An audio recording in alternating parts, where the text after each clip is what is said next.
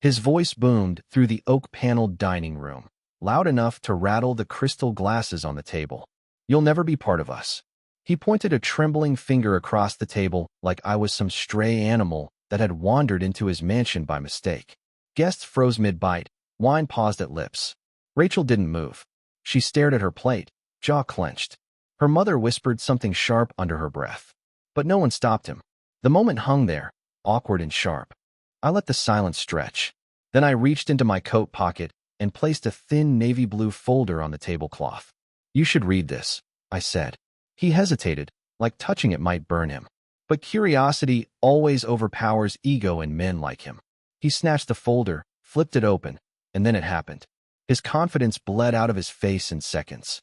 It started with a single blink, then a twitch in his jaw. He tried to speak, but the words caught in his throat like gravel. One page in, and he looked like he'd swallowed glass. But let me back up. 3 years earlier, I met Rachel at a client networking event. She wore a dark green dress and had a laugh that made you feel like you'd said something clever, even when you hadn't. She was charming, quick, and just out of reach, the kind of woman who spoke in riddles and left you wanting answers. I was a nobody back then, a contractor in a cheap suit chasing leads and fighting off debt collectors. She was a corporate lawyer, sharp as broken glass. I didn't fit her world, and I didn't pretend to. That's what made her curious. Her family? Different story. Old money. The kind that doesn't check price tags or return calls. Her father, Douglas Harrington, ran a private equity firm with more skeletons than assets. He built his empire in the shadows, leveraged buyouts, hostile takeovers, and offshore accounts disguised as charitable foundations. Men like him don't make mistakes. They erase them. He shook my hand like he wanted to break something. Still, I played along. I smiled when I needed to, bit my tongue during holidays. Rachel didn't care about her family's approval, but she also didn't see the war brewing beneath the surface. And I didn't tell her. Not yet. The first time Douglas threatened me was subtle. A golf game, 2 months before our wedding. "You're clever," he said, adjusting his gloves. "But clever doesn't get you a seat at the table. Not this table." He swung. Ball sailed. His caddy nodded like it was a sermon. I shrugged. "Some tables aren't worth sitting at." He smiled, the kind of smile that says, "Watch your step." I already knew then what he was hiding. I just hadn't decided how to use it. The truth came to me in pieces. A conversation overheard at a gala. A forgotten folder left on a desk. Bits of chatter from former employees, disgruntled and drunk enough to talk. Slowly, I started collecting. Documents. Emails. Shell company registrations. One particularly useful flash drive from a fired junior accountant who thought I worked in compliance. I didn't confront Douglas. That would have been stupid. You don't corner a man like him unless the walls are already closing in. Instead, I waited. The night of the engagement dinner, Rachel was nervous. Her mother had spent weeks planning it. Everyone who mattered would be there. That meant pressure, not on her, but on me. Expectations wrapped in insults. Smiles that had knives. I wore a tailored black suit. Douglas made a joke about it being a rental. Laughter followed, polite, strained. Rachel's grip on my arm tightened, but I just smiled. I didn't need to win them over. I just needed the right moment. It came 2 hours in, during dessert. The conversation turned to business, his favorite weapon. He asked me, loud enough for the whole room to hear, how I planned to provide for someone like Rachel. "I'm not worried," I said. "You taught her to marry for value, not for love." He raised an eyebrow, amused. "You think you're the value here?" I leaned forward. "I think Rachel knows how to pick assets that appreciate over time." He didn't like that. And that's when he stood up, slammed his hand on the table, delivered the line he must have been rehearsing since we met. "You'll never be part of us." I didn't flinch, didn't look at Rachel. I reached into my coat pocket, took out the folder, and placed it on the table like a contract. "This isn't about being part of your family, Douglas. This is about truth and leverage." When he opened it, the blood drained from his face. The first page was enough. Wire transfers from one of his shell accounts to a holding company tied to a known front for foreign real estate laundering. Second page. Internal emails confirming insider trading knowledge before a buyout that crippled a pension fund. Third. Testimony drafts from 2 former employees now under whistleblower protection. He kept flipping. By page 6, his hands were shaking. The rest of the table was dead silent. Rachel looked between us, her face pale, breath shallow. I hadn't told her about this. Not because I didn't trust her, but because I didn't want her to have to lie for me. Her mother reached for the folder. He slapped her hand away. "Where did you get this?" he said, voice low, cracked. I finished my wine, stood up, adjusted my cufflinks. "That's just a summary," I said. "There's a full archive. 2 actually. One with my lawyer. One with a journalist who's very interested in legacy fraud among mid-sized private equity firms." He stood too, now fully pale, lips parted but speechless. "If you ever try to interfere with our life again," I said, "this folder becomes public. I don't want your money. I don't need your approval. But I do want your silence." And then I walked out of that room. Not because I was angry, because I'd already won. The next morning, I woke up alone in Rachel's apartment. The silence was thick, like the air was holding its breath. I made coffee, sat by the window, and waited. She came home around 10. Same dress from the night before, heels in one hand, expression unreadable. She didn't say anything at first, just stared at me. "You used me," she finally said. "No," I replied. "I protected you. From the wreckage your father was dragging you into." She dropped her shoes on the floor, the thud sharp. "You should have told me. If I had, what would you have done? Warned him? Asked him to stop laundering money because your fiancé found a few dirty files?" Her jaw clenched. "You don't know him." "I know enough," I said, standing. "Enough to see that his version of love is control. That his empire is a house of cards built on silence and fear." She didn't argue. That was the first sign. The second came 3 days later when I got the call. A man named Callan worked under Douglas at Harrington Equity for 11 years. Said he heard what happened at the dinner. Said he wanted to talk, off the record. We met at a rundown diner on the edge of town. He wore sunglasses despite the rain. "He's panicking," Callan said, stirring sugar into his coffee like it was a nervous tick. "You shook something loose. The board's asking questions. There's movement offshore, accounts freezing, assets moving in circles. What do you want from me?" He looked me dead in the eye. "A way out. Immunity, maybe. If I give you everything." I didn't respond right away. I just watched him. There's a specific look people get when they're done lying for someone. It's not guilt. It's exhaustion. "How bad is it?" He exhaled hard. He's been cooking the books for years. The offshore money? That's just one layer. There's falsified audits, backdated merger reports, ghost clients. If the SEC ever sees this, he's done. I gave him my burner email. Told him to send everything he had. By the end of the week, I had over 300 files. Rachel didn't speak to her father again. At least not directly. But she didn't leave me either. Not after what she saw. I think she finally understood. I hadn't just exposed him to protect myself. I'd done it because I knew exactly what he'd do to keep his name clean. And it would have buried us both. Douglas didn't go public. Not yet. That would mean acknowledging the threat. Instead, he tried to backchannel.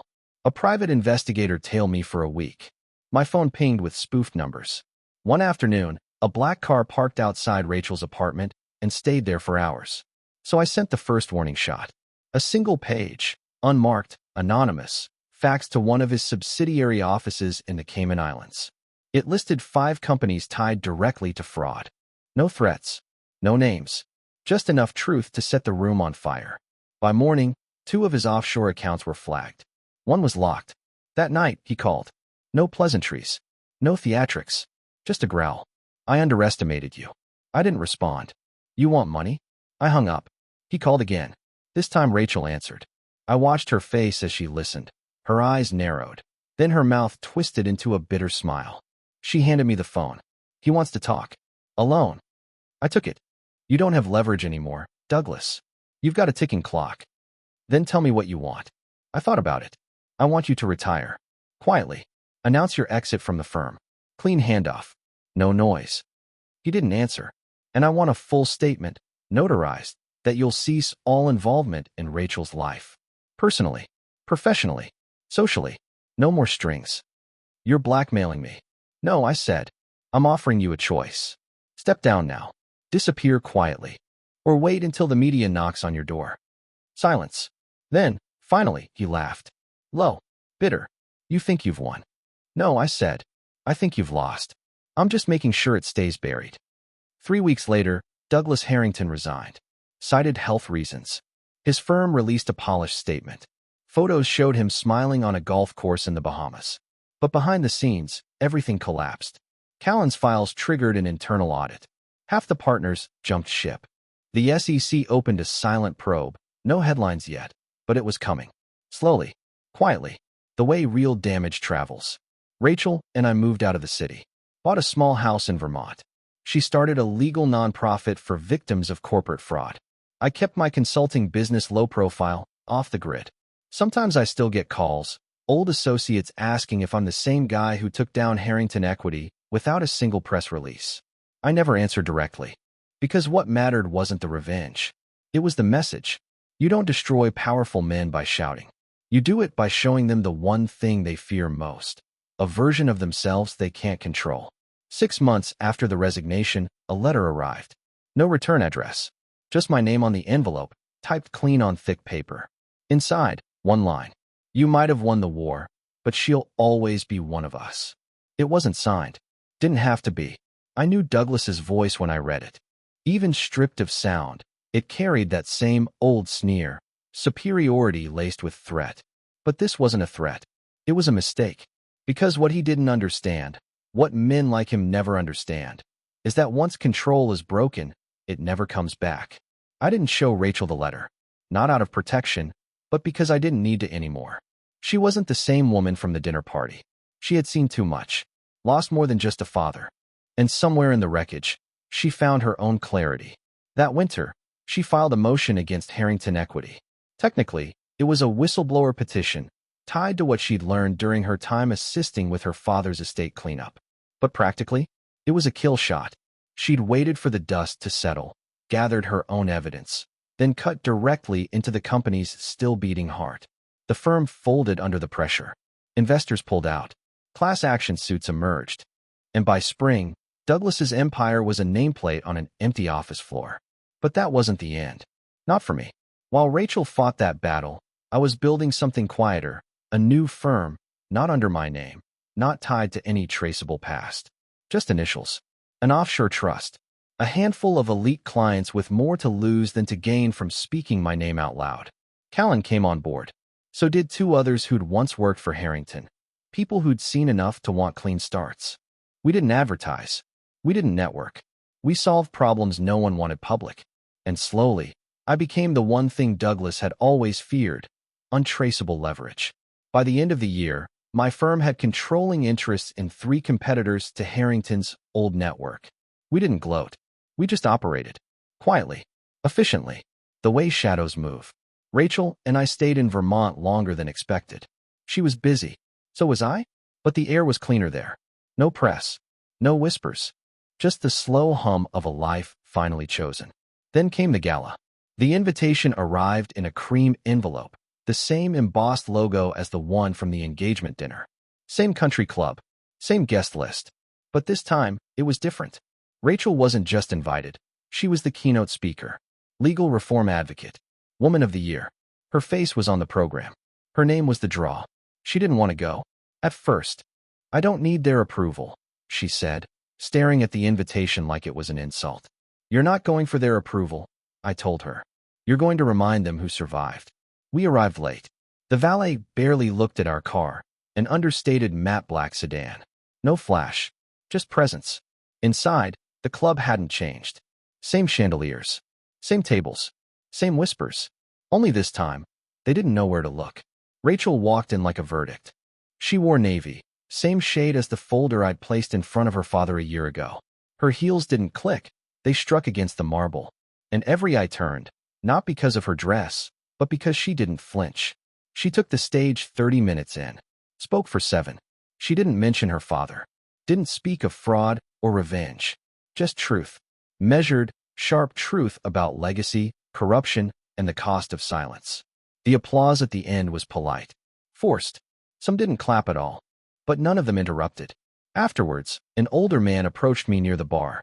You're the husband, he said, voice low, eyes cautious. I nodded. Douglas used to say you'd drag her down. I waited. He was wrong, the man said, then walked off. That was the final confirmation I needed. Not applause. Not headlines. Just that one sentence. From a man who once played in Douglas's circle and now understood the game had changed. We left before dessert. Outside, Rachel slipped her hand into mine. Think he's still watching? Probably, I said. She smiled, but it didn't reach her eyes. Let him. The drive home was quiet. No music. No words. Just the sound of snow beginning to fall on the windshield. Back in the house, we didn't talk about the gala. Didn't toast. Didn't reminisce. We didn't need to. That part of our story was over. The folder, the one I gave Douglas, still exists. Locked away in a safe I rarely touch. Not because I need it, but because it reminds me. Reminds me that power isn't loud. It doesn't shout in rooms or throw its name around like confetti. It waits. It watches. It builds. And when it finally moves, it doesn't ask for permission. So, when they say I was never meant to be part of them, they're right. Because I wasn't trying to join anything. I was there to replace it. Quietly. Completely. Without warning.